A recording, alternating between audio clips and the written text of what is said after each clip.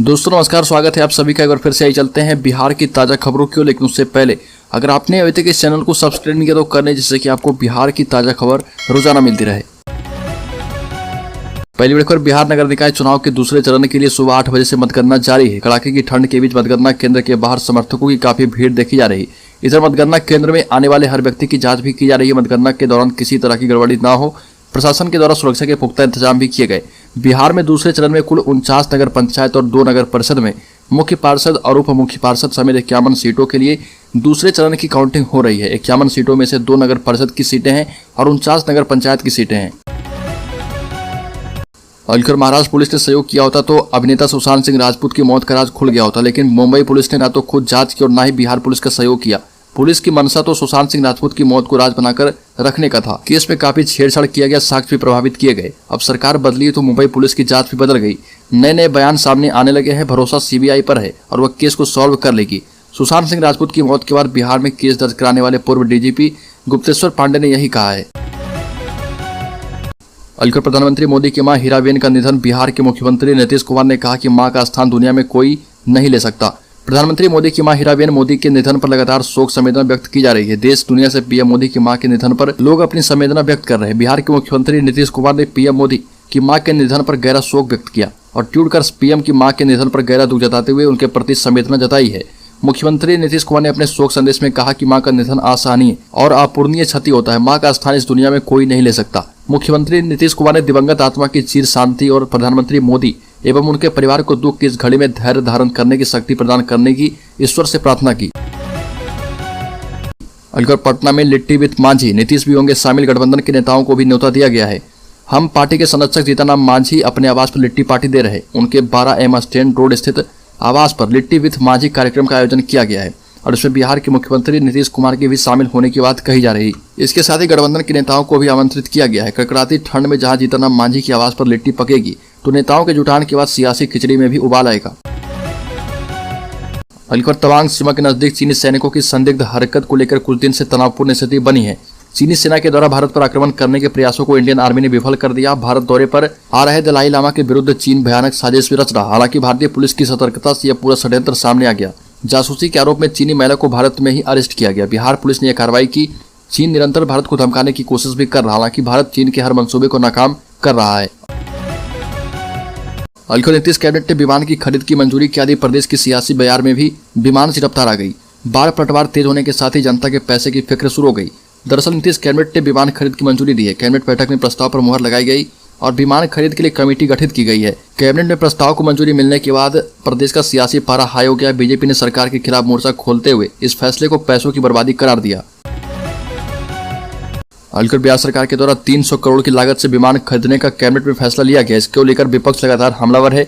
विपक्ष आरोप लगा रहा कि जनता के पैसे से नीतीश कुमार अब ऐश करेंगे। उन्हीं के पैसे को खर्च कर प्रधानमंत्री बनने का सपना भी देख रहे हैं, जिसको लेकर मंत्री जमा खान नीतीश कुमार के बचाव में उतरे और कहा कि बिहार सरकार विमान खरीद रही है तो विपक्ष के पेट में दर्द क्यों रहा। अगर साधन नहीं रहेगा तो जनता के बीच में सरकार कैसे पहुंचेगी, उनकी समस्याओं को कैसे सुनेगी।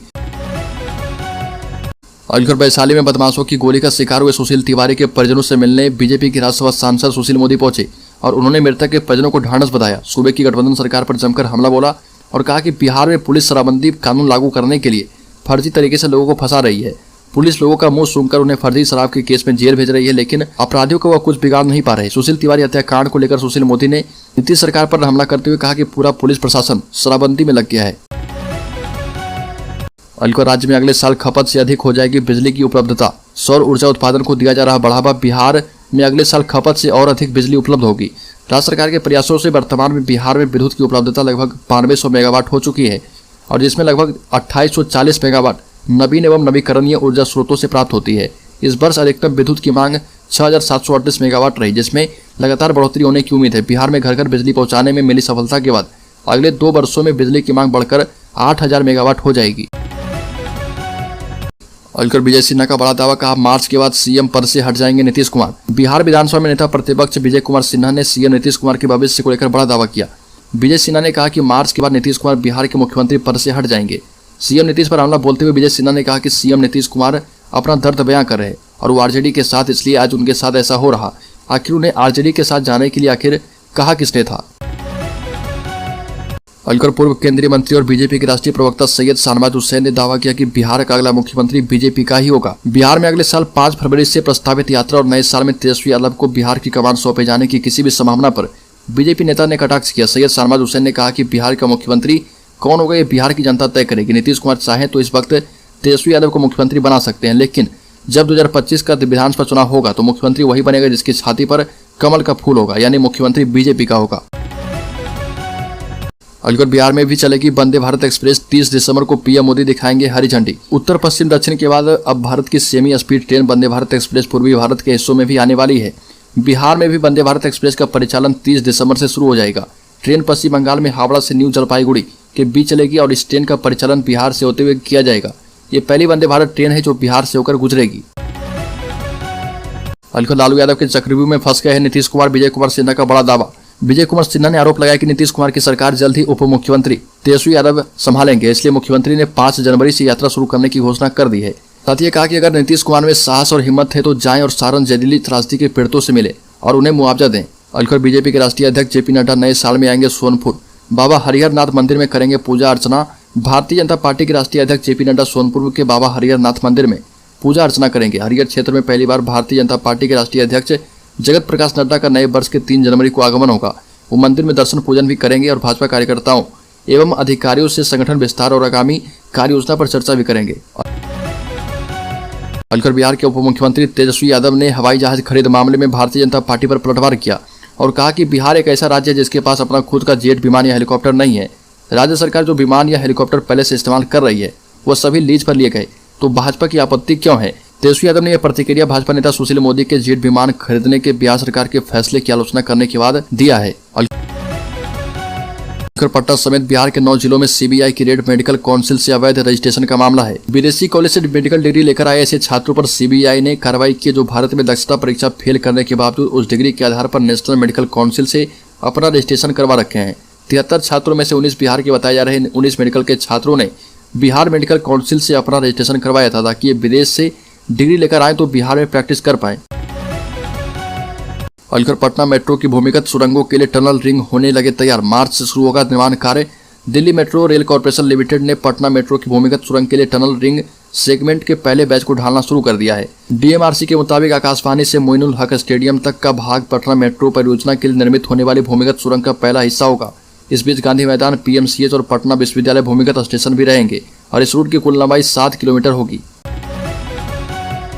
अलकर बिहार सीएम उद्यमी योजना के लोन की पहली किस्त का उपयोग नहीं किया तो राशि वापस लेगी सरकार।